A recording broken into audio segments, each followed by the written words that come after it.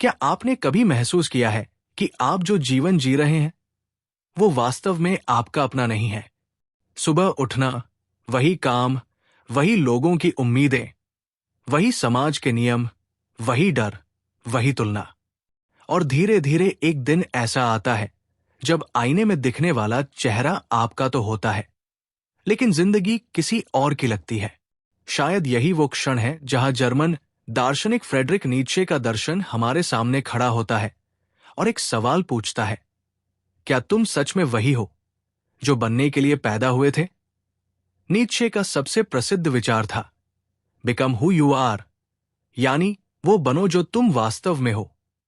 पहली नजर में यह वाक्य बहुत सरल लगता है, लेकिन इसके भीतर पूरी जिंदगी बदल देने वाली गहराई छिपी है।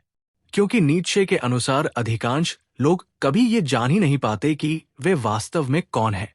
वे समाज द्वारा बनाई गई पहचान को ही अपनी पहचान समझ लेते हैं। बचपन से हमें बताया जाता है कि क्या सही है, क्या गलत है, क्या बनना चाहिए, क्या नहीं बनना चाहिए, कौन सफल है, कौन असफल है, किसे सम्मान मिलेगा और किसे नहीं। धीरे धीरे हम दूसरों की उम्मीदों को अपनी इच्छाएं समझने लगते हैं। हम अपने माता पिता, रिश्तेदारों, शिक्षकों, दोस्तों और समाज की आवाजें अपने भीतर इतना गहरा बसा लेते हैं कि हमारी अपनी आवाज कहीं खो जाती है। नीत्शे कहते हैं कि इंसान का सबसे बड़ा दुख ये नहीं कि वो असफल हो गया, बल्कि ये है कि उसने कभी अपनी असली क्षमता को खोजने की कोशिश ही नहीं की। उसने पूरी जिंदगी मुखौटे पहनकर गुजार दी। सोचिए, अगर एक शेर को बचपन से भेड़ों के बीच पाला जाए तो वो खुद को भेड़ ही समझेगा। वो कभी दहाड़ना नहीं सीखेगा, कभी शिकार नहीं करेगा और कभी ये नहीं जान पाएगा कि उसकी असली शक्ति क्या है। ठीक यही हमारी कहानी है। हम अपने भीतर छिपी शक्ति को इसलिए नहीं पहचान पाते क्योंकि हमें हमेशा सुरक्षित रहने की शिक्षा दी गई है। हमें सिखाया गया है कि भीड़ के साथ चलो, सवाल मत पूछो, अलग मत बनो, जोखिम मत लो। लेकिन नीत्शे कहते हैं कि जो व्यक्ति भीड़ में खो जाता है वो स्वयं को खो देता है। उनकी नजर में जीवन का उद्देश्य आराम नहीं बल्कि विकास है, और विकास हमेशा संघर्ष से जन्म लेता है। उन्होंने एक वाक्य कहा था जो आज भी पूरी दुनिया में गूंजता है, जो मुझे मार नहीं सकता वो मुझे और मजबूत बनाता है।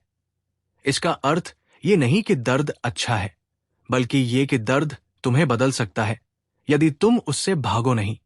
आधुनिक दुनिया हमें हर तकलीफ से बचने की सलाह देती है। हम तुरंत मनोरंजन ढूंढ लेते हैं, मोबाइल खोल लेते हैं, सोशल मीडिया में खो जाते हैं ताकि हमें अपने भीतर की बेचैनी महसूस न हो। लेकिन नीत्शे कहते हैं कि जो व्यक्ति अपने दर्द का सामना नहीं करता वो कभी अपनी असली शक्ति तक नहीं पहुंच सकता, क्योंकि हर संघर्ष तुम्हें तुम्हारे पुराने स्वरूप से अलग करता है और एक नए व्यक्ति को जन्म देता है। यही कारण है कि नीत्शे बार बार आत्मविजय की बात करते हैं। उनके अनुसार सबसे महान युद्ध किसी दूसरे इंसान से नहीं बल्कि स्वयं से होता है। अपने डर से लड़ना, अपनी आलस्य पर विजय पाना, अपनी कमजोरियों को पहचानना, अपने झूठे अहंकार को तोड़ना, यही वास्तविक जीत है। आज हम दूसरों से आगे निकलने में इतना समय लगा देते हैं कि स्वयं को बेहतर बनाने का समय ही नहीं बचता। लेकिन नीत्शे कहते हैं कि अपनी तुलना किसी और से मत करो, कल के अपने आप से करो, क्योंकि हर इंसान का रास्ता अलग है। यदि तुम किसी और की नकल बनोगे तो दुनिया को तुम्हारी जरूरत ही क्या है? दुनिया में पहले से ही उसकी एक कॉपी मौजूद है। तुम्हारी सबसे बड़ी जिम्मेदारी है अपनी मौलिकता को खोज निकालना। लेकिन यहां एक और कठिनाई है।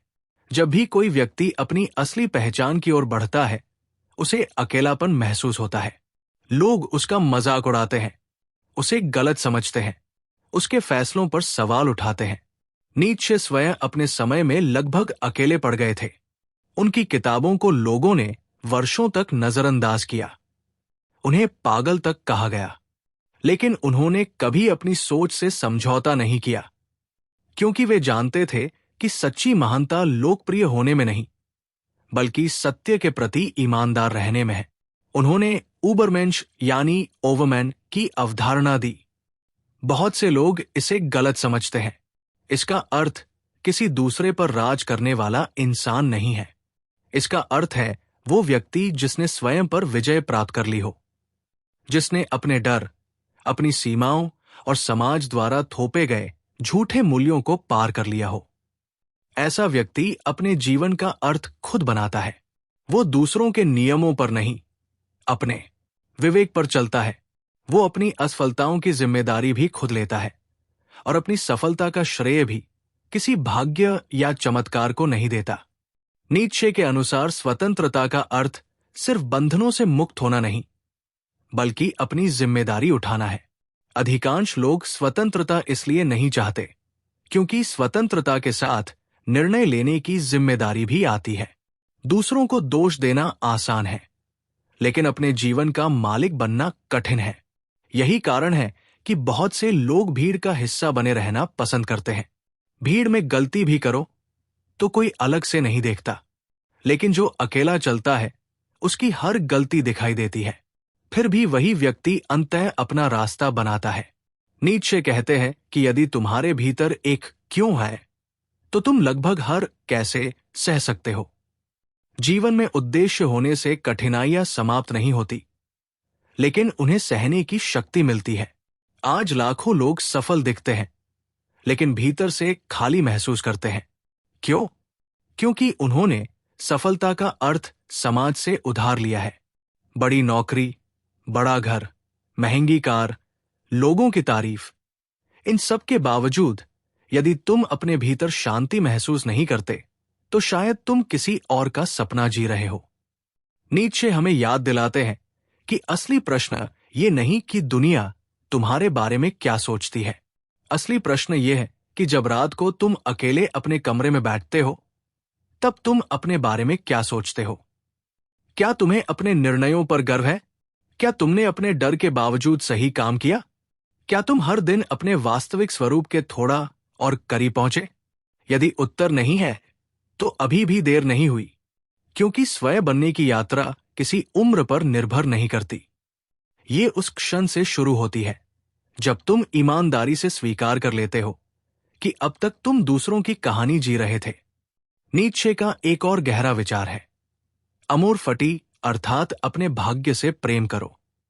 इसका अर्थ ये नहीं कि जो भी हो रहा है उसे मजबूरी में सह लो, बल्कि इसका अर्थ है कि अपने जीवन की हर घटना, सफलता, असफलता, दर्द, अपमान, संघर्ष, सबको अपने विकास का हिस्सा मानो।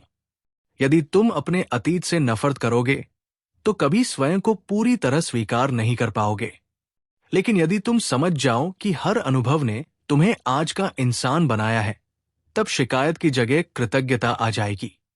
नीत्शे कहते हैं कि जीवन को सिर्फ सहो मत, उसे पूरे साहस से जियो।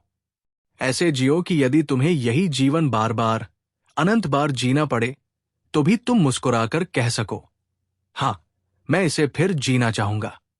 इसे उन्होंने एटर्नल रिकरेंस का विचार कहा। ये एक दार्शनिक परीक्षा है। अपने आप से पूछो, यदि यही जीवन मुझे फिर से जीना पड़े तो क्या मैं इसे स्वीकार करूंगा?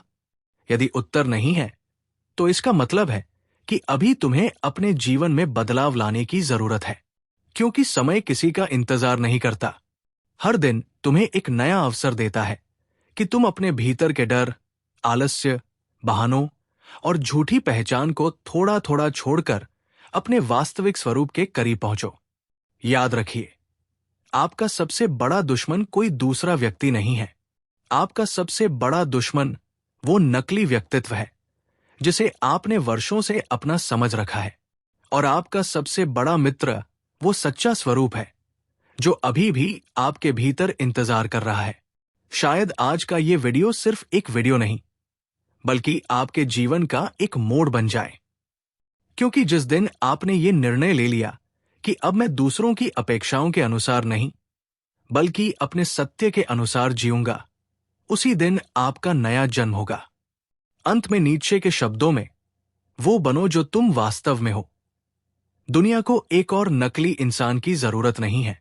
दुनिया उस एक असली इंसान का इंतजार कर रही है जो अपने भीतर छिपे साहस, सृजन, सत्य और स्वतंत्रता को पहचान कर बिना डर के जीने का निर्णय ले।